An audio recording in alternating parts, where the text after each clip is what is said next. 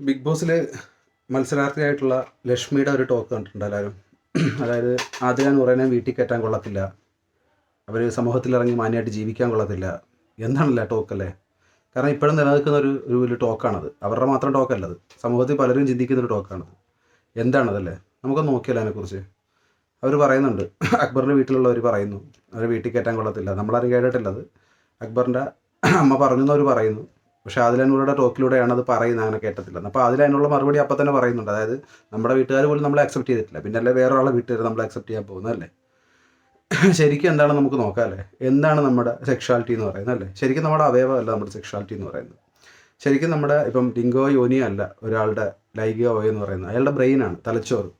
നമ്മളിപ്പോൾ ഒരാളെ കണ്ടിട്ട് സെക്ഷുവാലിറ്റി അയാളോട് തോന്നണമെങ്കിൽ നമ്മളങ്ങനെ ഇപ്പോൾ ഒരു 18 വയസ്സാകുമ്പോഴേക്കും എനിക്ക് സ്ത്രീയെ കാണുമ്പോൾ അവർക്ക് ഒരു അട്രാക്ഷൻ തോന്നിയേക്കാം നമ്മൾ മനസ്സുകൊണ്ട് വിചാരിക്കുന്നതല്ല, നമ്മളങ്ങനെ ആയി മാറുകയാണ് ചെയ്യുന്നത്.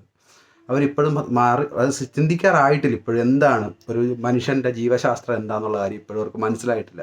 അവർ പറയുന്നത് ഇൻഫ്ലുവൻസർ ആകുന്നതാണ് അല്ലേ? സ്വാധീനിക്കപ്പെടും. ഇത് കണ്ടാൽ സ്വാധീനിക്കപ്പെടേണ്ട ഒരു സാധനമല്ല സെക്ഷുവാലിറ്റി എന്ന് പറയുന്നത്, തന്നെ ഉണ്ടാകുന്നൊരു സാധനമാണ്. ഇത്ര കാലമായിട്ടും ഇപ്പോൾ പ്രായമുള്ളവർക്ക് നമുക്കറിയില്ല, അവർക്ക് അതിനെക്കുറിച്ച് അറിവില്ല. ഇപ്പോൾ അക്ബറിൻ്റെ ഉമ്മ അത് പറഞ്ഞിട്ടുണ്ടെങ്കിൽ തന്നെ അത് അവരുടെ തെറ്റല്ല, അവർ ആ ജീവിച്ച കാലഘട്ടത്തിൻ്റെ തെറ്റാണ്.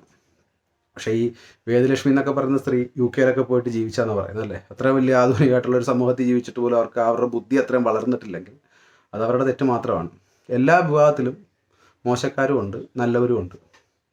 ഇപ്പോൾ ചിലർ പറയും ആ വിഭാഗത്തിൽപ്പെട്ടവരൊക്കെ മോശക്കാരില്ല, അത് ആ വിഭാഗത്തിൽപ്പെട്ടവരുടെ മോശമല്ല. അത് മനുഷ്യരായിട്ടുള്ള കോമൺ ആയിട്ടുള്ള കാര്യങ്ങളിലെല്ലാം പെടുന്ന ചില തെറ്റുകൾ എല്ലാവർക്കും ഉണ്ട്. കാരണം ഇവരെല്ലാവരും ബേസിക്കലി മനുഷ്യരാണ്. നമ്മളടക്കമുള്ളവരെല്ലാം ബേസിക്കലി ഫസ്റ്റ് മനുഷ്യരാണ്. മനുഷ്യരിൽ നിന്ന് മാത്രമേ രണ്ടാമത്തെ രീതിയിലേക്ക് നമുക്ക് ചിന്തിക്കാൻ പറ്റത്തുള്ളൂ. ഇപ്പോൾ ലെസ്ബിയൻ ആയാലും ഗേ ആയാലും ഇതൊക്കെ മനുഷ്യരാണ് ബേസിക്കലി. നമ്മൾ ആദ്യം അവരെ മനുഷ്യരായിട്ട് കണ്ടാൽ മതി.